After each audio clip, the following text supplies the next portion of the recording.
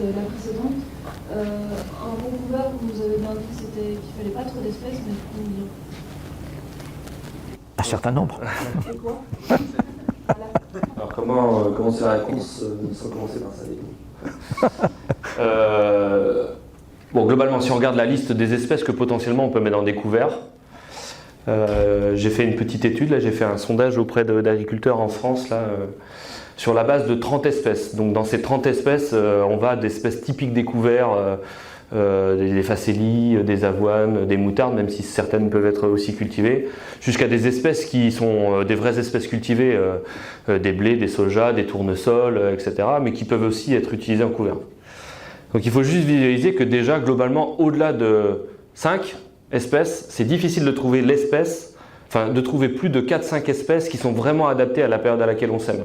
Si on veut des couverts d'été, si on veut des couverts hivernants, globalement, au-delà de 5-6 espèces, ça commence à être compliqué. Donc si on va au-delà de 4-5, on commence à rajouter des espèces qui ne sont pas vraiment adaptées à la période à laquelle on sème. Si on remet par-dessus la couche climat, sol, c'est-à-dire chez vous et chez nous, on n'a pas quand même non plus les mêmes climats, ça ne gèle pas de la même manière, il ne fait pas les mêmes températures.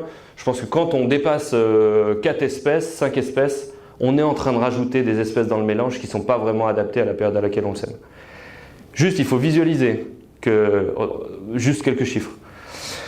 Quand on a 30 espèces de couverts à notre disposition, sans parler de variété et tout ça, et sans parler à quelle densité je les sème et à quelle date je les sème et comment je les détruis, de ça, mais juste le choix des espèces. Il existe 30 possibilités de semer un couvert d'une espèce parmi 30 espèces. Il existe 256 possibilités de couverts de 2 espèces quand on a 30 espèces. Et là, j'ai plus les chiffres en tête, mais je les ai sur l'ordinateur. Des mélanges de 4 espèces, il en existe plus de 20 000. Des mélanges de 8 espèces, il en existe plus d'1 million.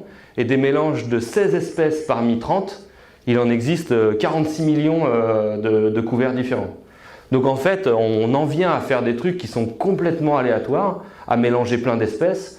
Si en plus on met par-dessus ça le fait que les agriculteurs mettent des densités différentes, etc., des dates de semis différentes, en fait il y a autant de mélanges de couverts que d'agriculteurs et on n'arrive pas à trouver de règles de décision derrière ça. Et pour ce qui est de la flora adventice, il faut limiter le nombre d'espèces avec des espèces qui sont adaptées à notre région. Et il n'y a rien de mal, pour ce service-là uniquement, il n'y a rien de mal d'avoir des couverts avoine facélie. Je sais que vous avez des contraintes par rapport au nombre de légumineuses dans les couverts et tout ça. Nous aussi sur les zones directives nitrates. Mais voilà, je pense qu'il faut visualiser des espèces avec des caractéristiques et peu d'espèces dans le couvert. Et en dessous de 4 espèces. Et puis c'est stupide, mais ne sélectionnez pas des espèces qui viendront de mauvaises herbes de vos systèmes après. Parce que je suis inquiet de voir certaines espèces dans les couverts, quoi. Il y a des vesses, je me demande si c'est vraiment judicieux de les mettre. Ok, elles fleurissent, elles apportent un service de pollinisation et tout ça, mais est-ce qu'elles ne pourraient pas devenir après adventices des cultures? C'est un petit peu compliqué, on les retrouve dans les relevés de flore. On commence à les retrouver quelques années après, présentes dans l'espèce en tant que... Alors en tant que quoi? Pas mauvaises herbes, mais elles sont bien présentes, donc il faut faire attention à ça. Juste un point par rapport à ça. L'innovation, ce n'est pas que faire ce que ne font pas les autres. Si les autres ne le font pas, c'est aussi qu'il y a peut-être une raison. Je ne sais pas si vous avez déjà essayé de faire pousser de la crotalaire effilée, qui est une espèce de légumineuse tropicale, dont vous voyez des vidéos sur YouTube et des photos qu'elle fait 2,50 m ou 3 m de haut.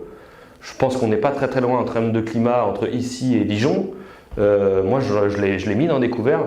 Ça fait une espèce en plus dans le mélange, mais ça ne fait pas une espèce en plus en termes de biomasse et de production de biomasse. Ça fixe du coup 0 unité d'azote, ça peut être une légumineuse, et si personne n'en parle, à part voilà, en disant tu as vu la vidéo sur YouTube, c'est aussi qu'il y a une raison, quoi.